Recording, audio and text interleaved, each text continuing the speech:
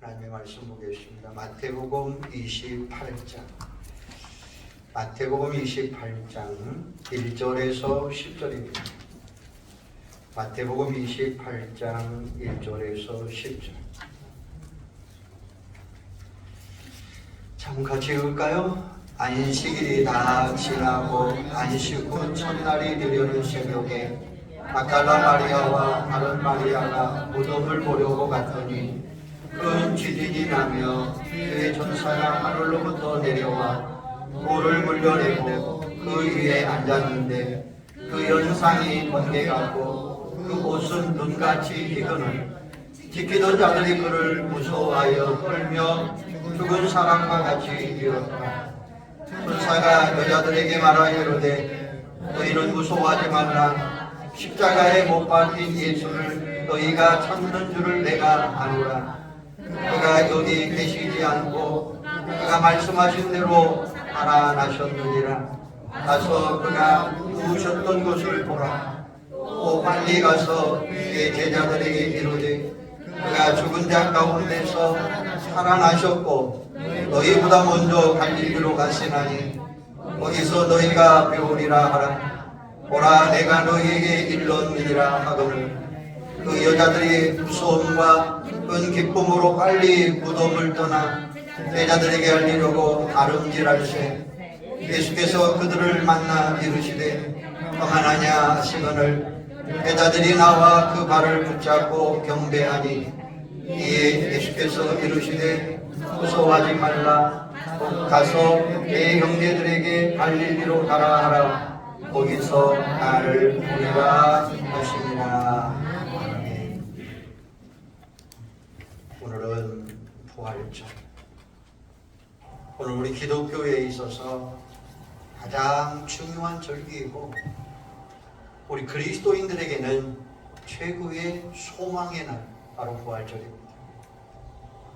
우리 그리스도인들은 완전한 부활을 소망하면서 자기 십자가를 지고 예수를 따라가는 삶을 살아야 돼요.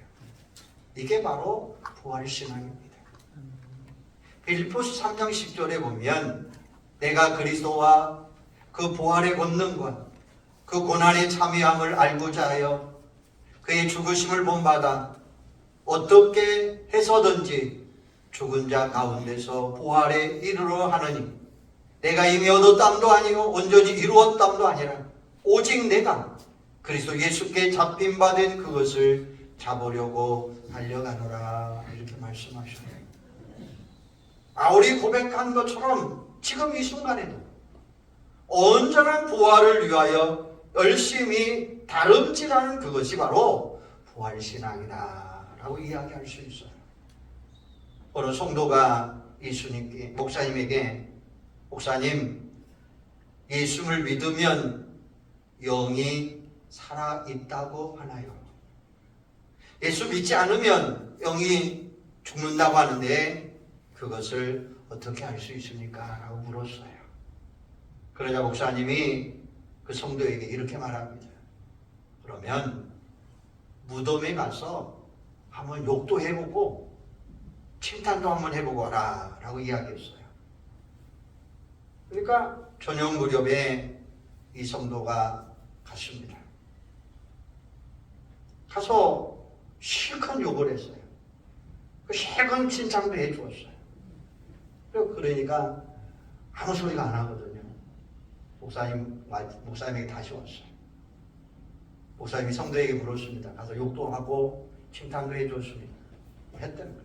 그럼 뭐라고 합니까? 라니까 아무 소리 안 들었는 거예요. 죽은 자에게는 반응이 없겠죠. 다시 이 성도님이 목사님에게 또 말합니다.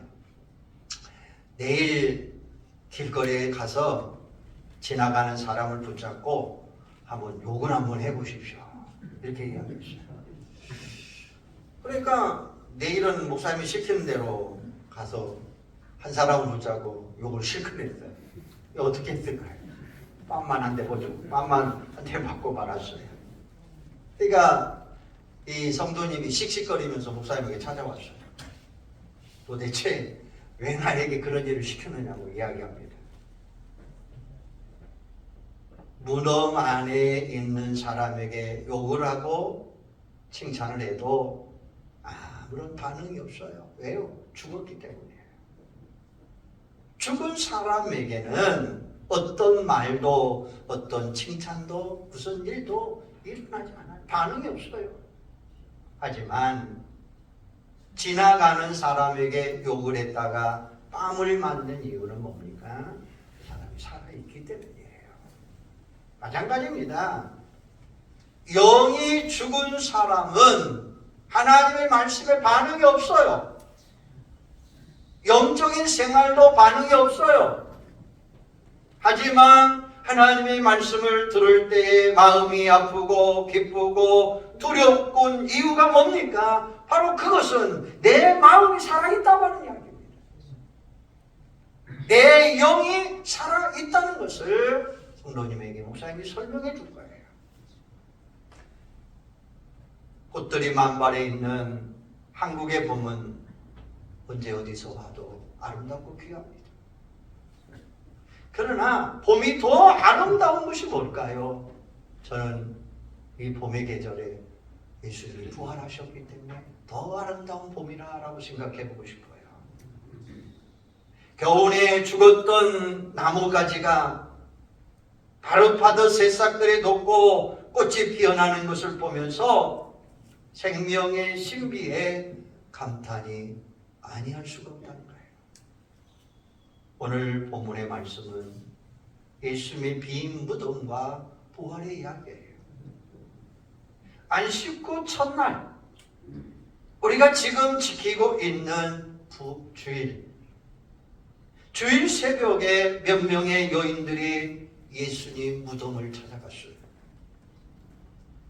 예수님의 무덤이라도 볼까 해서 찾아갔는데 그곳에는 놀라운 사건이 일어난 거예요. 그것은 예수님의 무덤이 활짝 열려 있어요. 여인의 힘으로는 닫혀져 있는 돌문을 열 수 없는 상황. 그런데 그 돌문이 활짝 열려져 있는 거예요. 그때 이 여인의 마음들에게는 어떤 마음이었을까요? 기독교 신앙의 본질은 바로 예수님의 죽음과 부활이라고 하는 것입니다.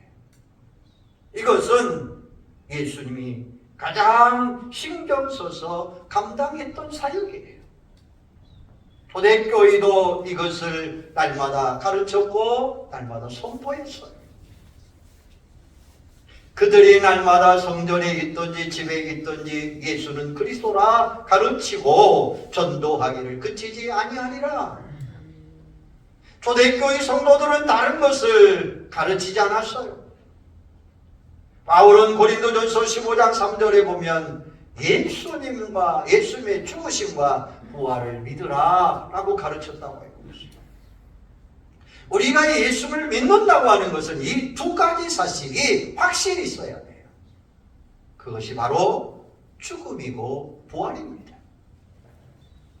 내가 예수님의 죽음을 믿는다고 하는 것은 곧 나의 죄가 용서받았다는 사실을 믿는 거예요.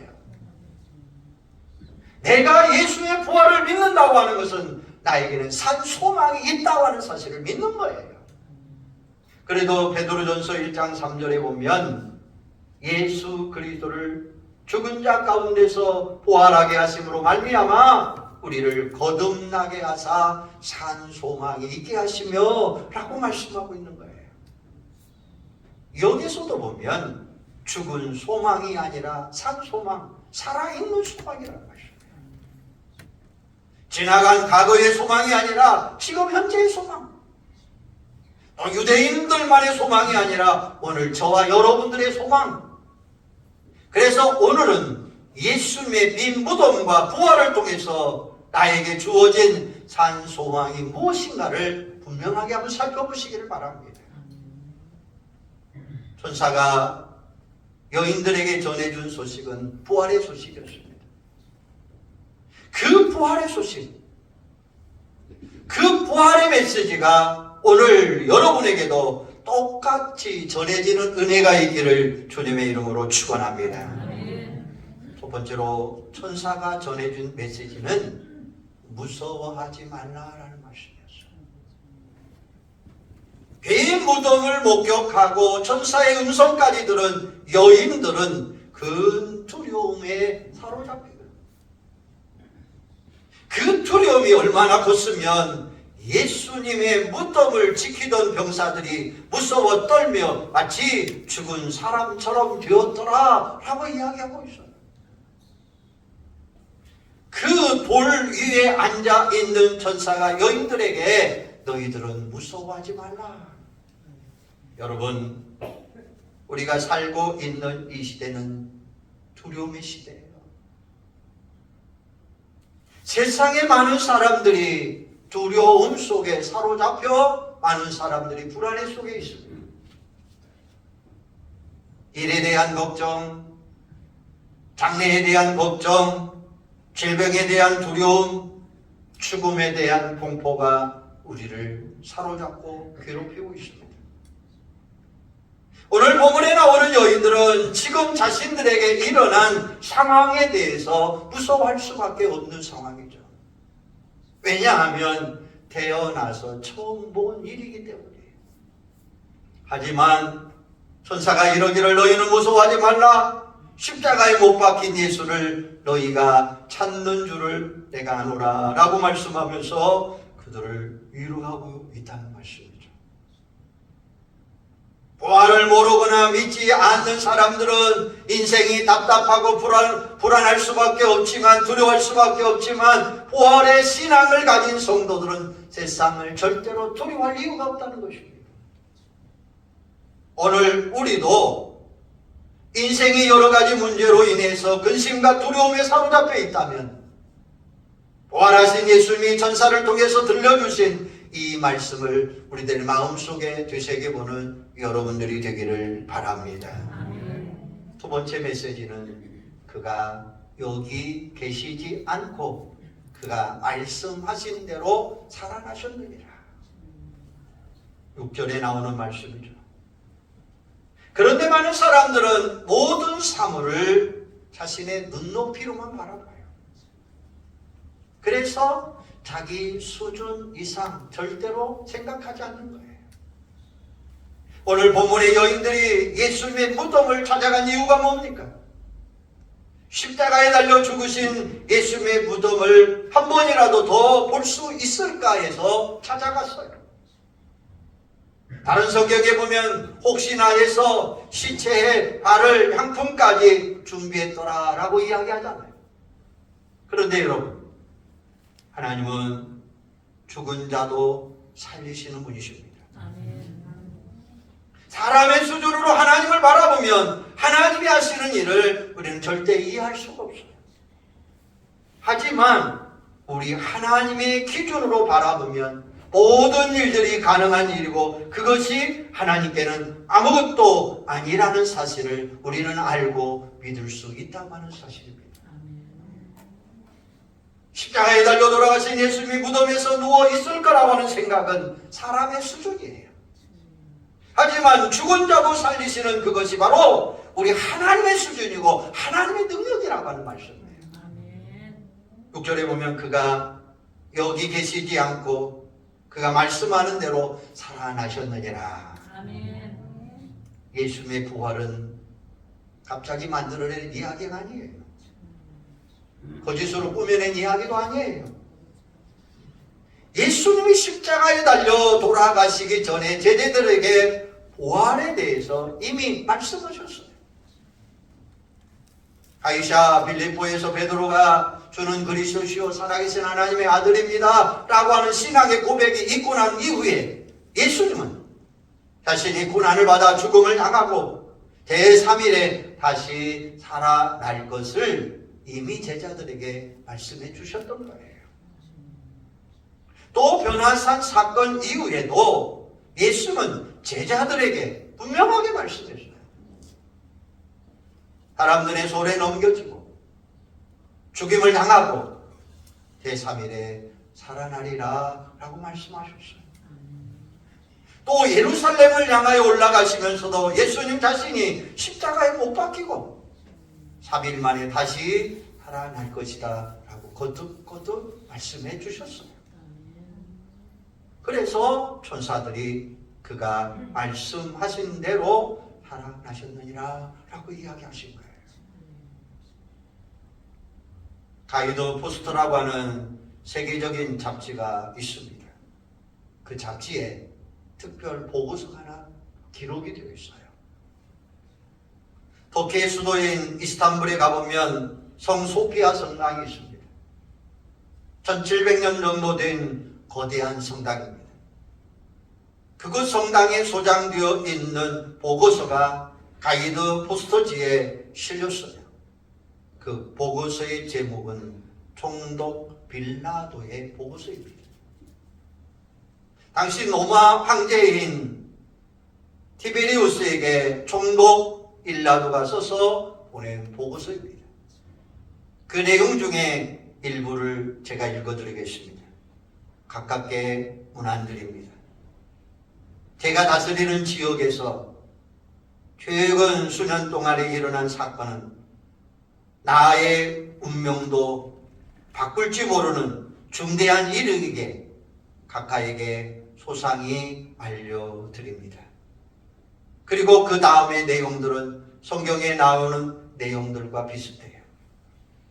그리고 이렇게 기록했습니다. 원하지 않았지만 폭동이 무서워서 희생의 양으로 예수라는 청년을 십자가에 처형시켰습니다.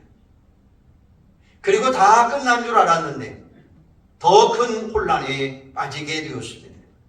그 이유는 그가 다시 부활했기 때문입니다. 무덤은 텅 비어 있었고 제자들은 다시 용기를 내어 그가 부활했다 전파하고 있습니다. 예수님의 생애는 마치 진흙이 토기장의 손에 있듯이 모든 것이 그분의 손에 있음을 증명해 주고 있습니다. 그의 주장이 사실일 수밖에 없다라고 감히 말씀드립니다.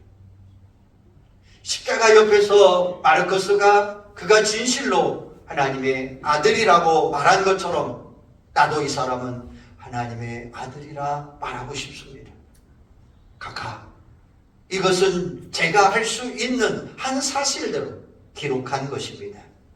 저는 각하의 가장 충실한 신하 본디오 빌라도, 이런 내용이었습니다. 여러분, 예수 그리스도의 부활을 확실히 믿습니까?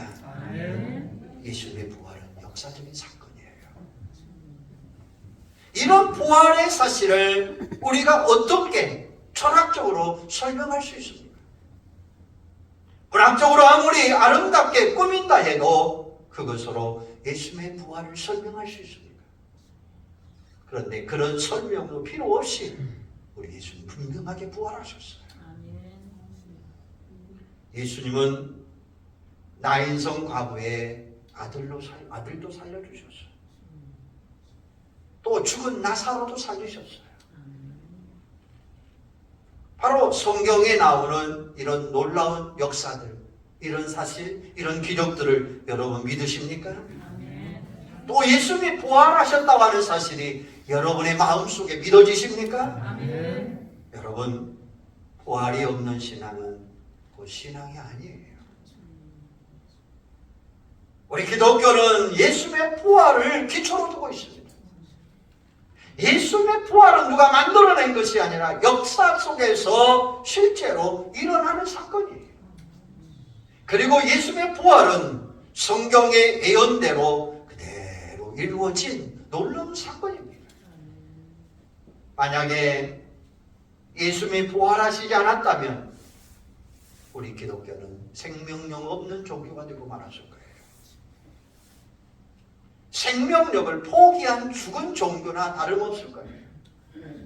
하지만 지난 2000년 동안 우리 기독교는 예수님이 다시 살아나셨다는 부활의 진리를 복음 전파하는 곳곳마다 열심히 증거하고 있습니다. 바로 성경은 예수님은 부활하셨습니다라고 말씀하고 계시는 거예요. 세 번째로 천사가 전해준 부활의 메시지는 와서 그가 누우셨던 곳을 보라 라고 말씀하셔요. 무덤은 우리 인생들에게 만들어진 비극의 장소입니다. 죄악에 쌌은 사망이라 하나님의 선포하심에 따른 우리 인생의 마지막 종착역입니다. 모든 인생은 누구도 예의 없이 태어남과 동시에 죽음을 향하여 달려가야 된다고 하는 사실이에요. 무덤은 저도 그렇고 여러분도 그렇고 우리 모두가 마지막 가야 할 곳입니다. 하지만 예수님이 누우셨던 그 무덤문은 어떻게 되었습니까? 천사가 여인들에게 와서 그가 누우셨던 것을 보라 라고 말씀하고 계셔요. 그러면서 거기 계시지 아니하니라. 십자가에 달려 죽으신 예수님의 시신이 그곳에는 없었습니다.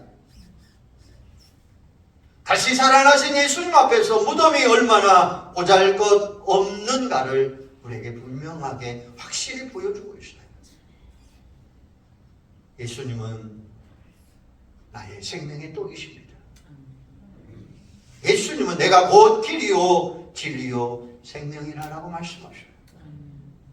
이처럼 생명이신 예수님은 더 이상 사망에 갇혀 있을 수가 없었던 거예요.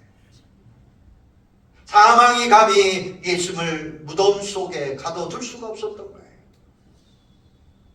죽음이 생명을 삼킬 수가 없었던 거예요. 우리 기독교는 죽음의 종교가 아니라 거듭남의 종교요, 생명의 종교요, 부활의 종교요. 이처럼 예수님의 부활이 우리에게 영원한 소망을 가져다 준다고 하는 사실입니다. 예수님의 텅 빈 무덤은 죽음을 향하여 달려가는 오늘 저와 여러분들에게 희망을 주고 있습니다. 이 시간 예수님이 누우셨던 그곳을 바라보시기 바랍니다. 여러분, 그곳에 뭐가 있습니까? 죽음을 이기시고 부활하신 예수님이 남긴 텅 빈 무덤밖에 없습니다. 그리고 부활하신 예수님이 오늘도 여러분을 찾아와 주시고 만나 주시는 줄로 믿습니다. 천사가 전해준 네 번째 부활의 메시지는 빨리 가서 제자들에게 예수님의 부활을 전하라라고 말씀하고 계십니다. 천사는 지금 여인들이 가장 먼저 해야 할 일이 무엇이냐라는 것입니다. 부활을 목격하는 사람들이 반드시 사명을 가지고 해야 할 일이 있다는 거예요. 천사가 뭐라고 이야기합니까? 빨리 가서라는 이야기예요. 지금 당장 가서, 지금 빨리 가서 부활의 소식을 전하라라는 말씀이에요. 여러분, 참된 신앙은 무덤을 찾아가는 것이 아니라 무덤을 떠나는 신앙이에요. 성도는 절망에 머무는 것이 아니라 소망을 향하여 달려가는 거예요. 그러므로 우리는 빨리 무덤을 떠나야 됩니다. 왜냐하면 무덤에 더 이상 예수님이 안 계시기 때문에 그래요. 빈 무덤을 목격한 여인들에게 부활을 전해준 사명이 주어진 것처럼 오늘 여러분들에게도 부활을 전해야 될 사명이 우리에게 주어져 있다는 사실이에요. 우리가 죽음에서 다시 살아나는 것보다 더 놀라운 복음이 어디 있습니까? 그래서 부활의 소식은 지금 당장입니다. 지금 반드시입니다. 한시도 지체해서는 안 된다는 거예요. 우리가 가장 시급하게 전해져야 될 소식은 부활의 소식입니다. 여러분도 예수님의 부활을 모든 사람들에게 전하는 증인의 삶을 살아가는 여러분들이 되기를 바랍니다. 그러면 여인들의 반응을 한번 보세요. 8절에 보면 그 여자들이 무서움과 큰 기쁨으로 빨리 무덤을 떠나 제자들에게 알리려고 다름질할세 이렇게 이야기해요. 여인들의 반응은 두 가지예요. 무서움, 하나는 기쁨. 천사들로부터 부활의 소식을 전해 들은 여인들의 감정은 첫 번째는 무서움이었습니다. 무서움은 그들을 공포 영화로 사로잡은 거 아니에요. 오히려 우리가 하나님 앞에 설 때 느끼게 되는 경외함을 느끼는 거예요. 베드로가 처음 예수를 만날 때에 뭐라고 이야기합니까? 주님, 나는 죄인입니다. 나를 떠나소서라고 외쳤던 바로 그 감정이라고 하는 사실이에요. 이사야 선지자는 하나님의 연조를 체험하면서 바로다 나여 망하게 되었도다. 나는 입술이 부정한 사람이요 나는 입술이 부정한 백성 중에 거주하면서 만군의 여호와를 왕으로 배웠습니다라고 이야기하잖아요. 우리가 말로는 부활에 대해서 들었지만 그냥 막연하게 생각했는데 부활이 구체적으로 내 눈앞에서 일어난다면 그 현실에 대해서 우리는 두려워할 수밖에 없는 거예요. 이것은 하나님을 만난 사람들이라면 누구나 똑같은 감정일 거예요. 나 같은 죄인을 만나주신 하나님을 경험할 때 우리가 느끼게 되는 그 감정이 바로 하나님을 경유하는 느낌일 거예요. 천사로부터 부활의 소식을 들은 여인들의 두 번째 감정은 바로 기쁨이었습니다. 부활의 소식을 전해 들은 여인들은 크게 기뻐했다고 했어요. 상상할 수 없었던 놀라운 일들이 눈앞에서 벌어졌잖아요. 적은 줄만 알았는데 예수님이 살아났어요. 이보다 더 큰 소망이, 이보다 더 큰 기쁨이 어디가 있겠습니까? 무덤을 찾아가는 여인들의 마음에는 슬픔이 가득 차 있었어요. 하지만 부활의 소식을 전해들 때 그 슬픔은 완전히 기쁨으로 바꾸어져 버렸습니다. 이처럼 부활 신앙은 슬픔을 기쁨으로 바꿔나가는 거예요. 엠마로 내려가는 두 번째 제자, 두 제자도 슬픔과 절망 가운데 내려갔지만 부활하신 예수를 만난 이후에는 기쁨이 충만하여 다시 예루살렘 길로 발길을 옮겨놓은 거예요. 예수님이 십자가에 달릴 때 제자들은 절망 가운데 뿔뿔이 흩어졌어요. 마음에 어떤 소망도 갖지 못했어요. 하지만 예수님을 만나고 나서 그들은 산 소망을 가지게 된 거예요. 베드로전서 1장 3절에 보면 예수 그리스도를 죽은 자 가운데서 부활하게 하심으로 말미암아 우리를 거듭나게 하사 산 소망이 있게 하시며 라고 말씀하셨어요. 예수님의 부활을 의심했던 도마도 부활하신 예수를 만난 후에는 나의 주님이시오 나의 하나님입니다 라고 고백하잖아요. 이처럼 부활은 우리에게 능력입니다. 두려움을 평안으로, 슬픔을 기쁨으로, 절망을 소망으로, 의심을 믿음으로 바꿔놓는 능력이 된다라는 말씀입니다.